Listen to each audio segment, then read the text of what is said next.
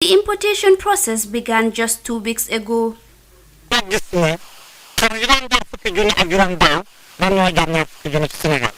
I did not anticipate it because the ship that were costing 15,000 last year, they were costing 20,000 in Senegal. Just yesterday, the ship that came into the country were costing 23,000 compared to 16,000 last year. The ruminants will be very expensive. The government did not open any avenues to make the ruminants cheap. This scenario of market operation is factored in the 2020 Economic Outlook report by the African Development Bank, which predicts a negative 2% decline in the economy of states in West Africa, blame on the coronavirus global pandemic. The report indicated that the growth could fall as much as negative 4.3% in the worst case scenario. For animal dealers in the Gambia, there is a go and come with empty hand cases presented by change in figures from the immediate ruminant market in Senegal. The cost of a ram, as in the narration of Alhaji Idris Sandongo, is at a level completely different from those of previous years. The charges, he said, are untouchable. At this time, everyone is scared because they are saying maybe there won't be any ruminants because of the closure of borders, but I don't think that will happen. At the moment, it is very expensive because if ruminants come, the price will go down. The COVID-19 situation does not allow buyers to freely move into other countries in search of ruminants, mainly on the basis of cost and transportation to feed the markets in the Gambia. Despite the border closure among countries in the sub-region, the gates remain open for the movement of goods and services as guaranteed under the ECOWAS interstate trade environment. However, those already into the business in rams ahead of Tobaski Feast are pushed to rely on the small-scale business along the Senegal-Gambia borderlines to prevent being subjected to a 14-day compulsory quarantine. The Feast of Tobaski is celebrated annually worldwide and consists of slaughtering an animal as a sacrifice to commemorate Prophet Ibrahim's devotion to God and his readiness to sacrifice his son. At the very point of sacrifice, his son was replaced with a ram. The day, which falls on the 10th day in the 12th month of the Islamic calendar, follows the completion of the annual holy pilgrimage. For iAfrica News, I am Julden Jai Suare. And from that report there by Julden Jai, next we head to Turkey because Pope Francis has said that he was deeply pained after a Turkey court ruled to convert Hagia Sophia in Istanbul back to a mosque. The UNESCO World Heritage was originally in Orthodox a Christian cathedral before being converted into a mosque after the Ottoman conquest and then as a museum in 1934. Here's more details of that in this report. Pope Francis stated he was deeply pained after a Turkey court ruled to convert Hagia Sophia in Istanbul back to a mosque. The Pope was speaking to a crowd who had gathered at the iconic St. Peter's Square of the Vatican City on Sunday. Il mare mi porta un po' lontano. And the sea brings me a little far away with my thought. To Istanbul, I am thinking of St. Sophia and I am deeply pained. E sono molto addolorato.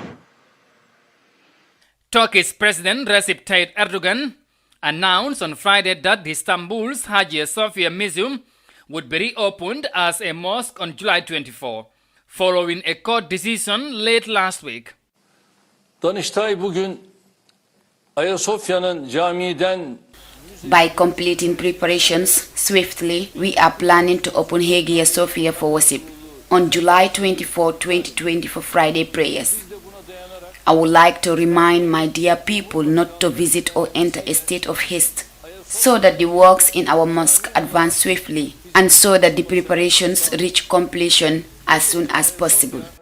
86 yıl ara A UNESCO World Heritage Site, the Hagia Sophia was originally an Orthodox Christian cathedral before being converted into a mosque after the Ottoman conquest in 1453. It was turned into a museum in 1934.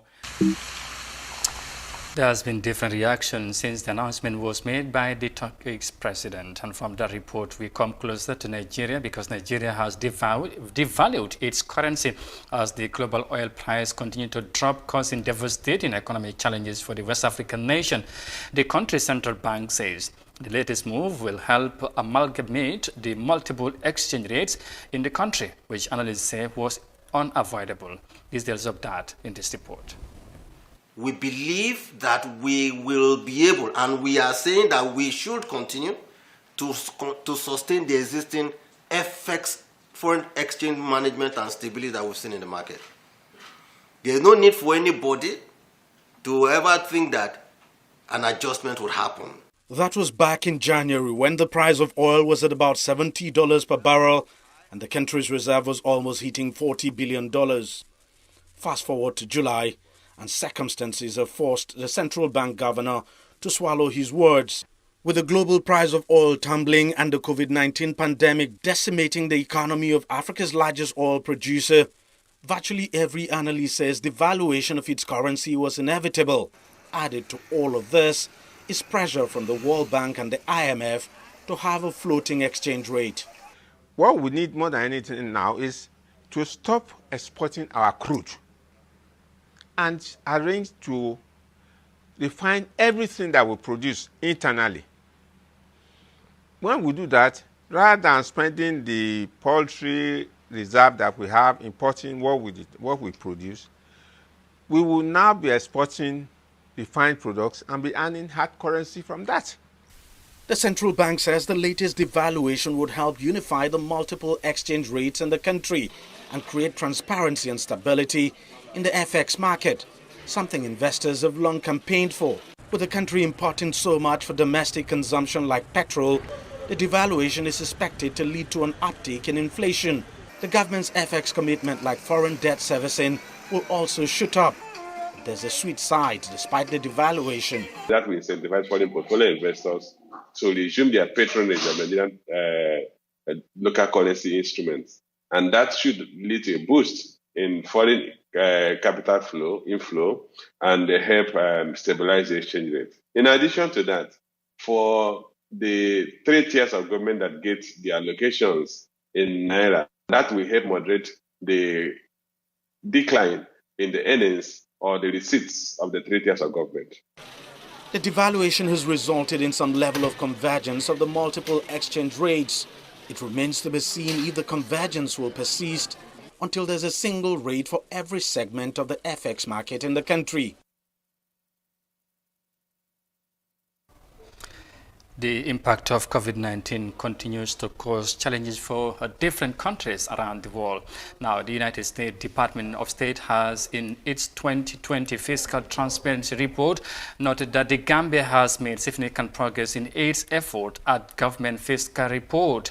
The department's Fiscal Transparency Review process assessed whether governments meet minimum requirements of fiscal transparency. The minimum requirements of fiscal transparency include having a key budget document that are publicly available, substantially complete, and generally reliable. The review includes an assessment of the transparency of processes of awarding government contracts and licensing for natural resource extraction. And from that development, we will now take a break and come back shortly with the remaining of the story. Stay with us, we'll be right back.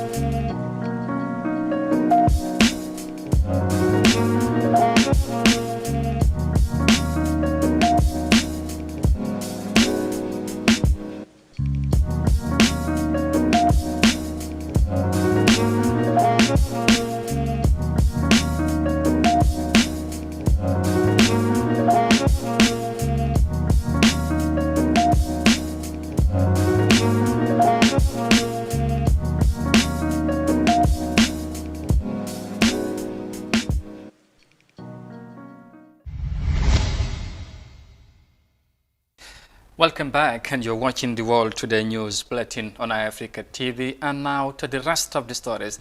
Now, the Regional Economy Outlook Report 2020 projected that due to the coronavirus global pandemic, economic growth in West Africa is expected to decline. The report, however, called on ECOWAS member states to harness its youthful population for employment and economic growth. Details of that in this report. West Africa's flourishing youth population offers a strategic workforce which can be harnessed for employment and economic growth. Despite COVID-19 pandemic, says the African Development Bank in its Regional Economic Outlook report. Countries that depend on oil and tourism for foreign exchange and physical revenues are expected to face reduced physical space and heightened external account imbalances, stocking a build-up in public debt. The virtual launch of the report earlier in July was jointly hosted by the bank's Regional Development and Business Delivery Office for West Africa and the Nigeria Country Office. It observed that West Africa has made improvements in school enrollment over the last 2 decades, but retention rates remain low with outcomes in science, technology, engineering, and mathematics especially very poor. The demand for these skills is increasing, and that it is expected to define the future of work in view of the unfolding technological revolutions. The Regional Economic Outlook offered robust options for policymakers at both national and sub-regional levels to confront the challenges of sustainable economic development through skills development for the future. As regards COVID-19, the report urged countries in the region to bolster their healthcare systems and increase funding to trained and equipped frontline health workers to pave the way for upward development trend in the post-COVID-19 era. For iAfrica News, I am Juldenjai Suare. And from that report, next we head to DRC and talk about COVID-19 matters, because as scientists around the world continue to search for a COVID-19 vaccine, the World Health Organization has urged health professionals to ensure that the vaccine is available for everyone once it is approved. The African Union has its members countries actively involved in process of developing the COVID-19 vaccine as efforts to eliminate the virus continues. But some citizens of DRC are not convinced with the ongoing vaccine trial, considering the implications it may cause. Details of that in this report. There are nearly 150 COVID-19 vaccines being developed by scientists globally, according to the World Health Organization. Most of them are being developed in wealthy Western countries. South Africa is the first country on the continent to start clinical trials of the COVID-19 vaccine. To us being able to assess over a very short period of time as to whether this vaccine does protect people against COVID-19, and if it does, it would have enormous implications, not just for South Africa, but for the African continent. The vaccine is expected to be distributed to the public early next year once it's approved. The World Health Organization has called on health experts to ensure that the vaccines are accessible to all people. Too often, African countries have ended up at the back of the queue for new technologies, including vaccines. These life-saving products must be made available to everyone, not only those who can afford to pay. The ongoing COVID-19 vaccine trials have been greeted with suspicion by some Congolese who fear the potential harm the vaccines may cause. Du fameux vaccin. C'est en Europe où il y a beaucoup de morts. There are many people dying of the coronavirus in Europe and the US, but they want to test their vaccines here. That means we are going to be used as guinea pigs. The African Union has emphasized the need for Africa to actively engage in the development of vaccines and also be at the forefront as the world seeks to overcome the COVID-19 pandemic. The search for a COVID-19 vaccine sparked controversy in the DRC earlier this year after 2 French doctors said the vaccines should be tested on poor Africans. Their statements whipped up anti-racist sentiments across the country. Scientists will have to engage in serious public campaigns to convince the masses that the vaccines are safe. Health experts around the world continue to find COVID-19 solutions, or should I say a lasting solution, and I hope they get one soon. Finally, to North Africa, because Egypt is reopening its most attractive sites to welcome visitors after closing for more than 2 months, thanks to the outbreak of the COVID-19 global pandemic. Authorities have put in place stringent guidelines in all reopened places as part of measures to contain the spread of the virus. The North African country is preparing to welcome tourists to boost the economy. Here's more details of that. After more than 100 days in shutdown, Egypt's famous attractions are opening their doors in July. 5 museums and 8 ancient sites are now welcoming visitors, but under strict conditions to avoid crowding during this COVID-19 pandemic. Khalid Al-Anani, the Egyptian Tourism and Antiquities Minister, inspected all 13 locations to make sure the necessary health measures are in place. We established the regulations for museums and the touristic sites. We've recently opened several museums in Metro City, Alexandria and more. There will be restriction in numbers for both Egyptians and tourists. A maximum of 100 visitors for each indoor museum and 200 for the Egyptian Museum in Cairo. Outdoors monuments like the pyramids and ancient Egyptian temples will accommodate more visitors. Everyone entering will be checked for fever, must put on a face mask and disinfect their hands. Galleries and rooms within the museums will only allow 10 visitors at a time. When the health risk status gets improved across the world and in Egypt, we will gradually increase the number of museums and their capacities. Museums and antiquities sites in Luxor and Aswan are open. It's a training phase to test our health regulations. Visitors will be mostly Egyptians until tourism picks up. Egypt is preparing 6 more museums to open their gates next month. The government has allocated $80 million to fund its current antiquities projects to renovate and equip these attractions with preventive gear. Egypt is ready to entertain tourists. It's anxiously waiting for their return.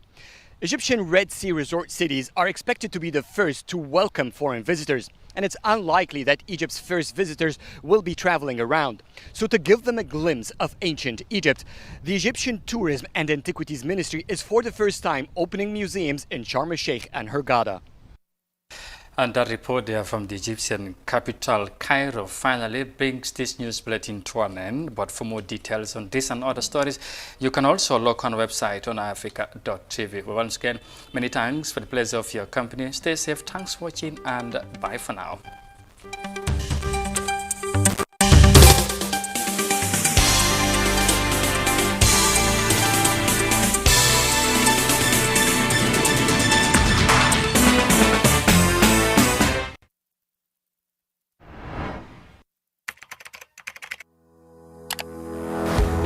Here are 5 ways you can help combat stigma and discrimination as we fight against coronavirus COVID-19.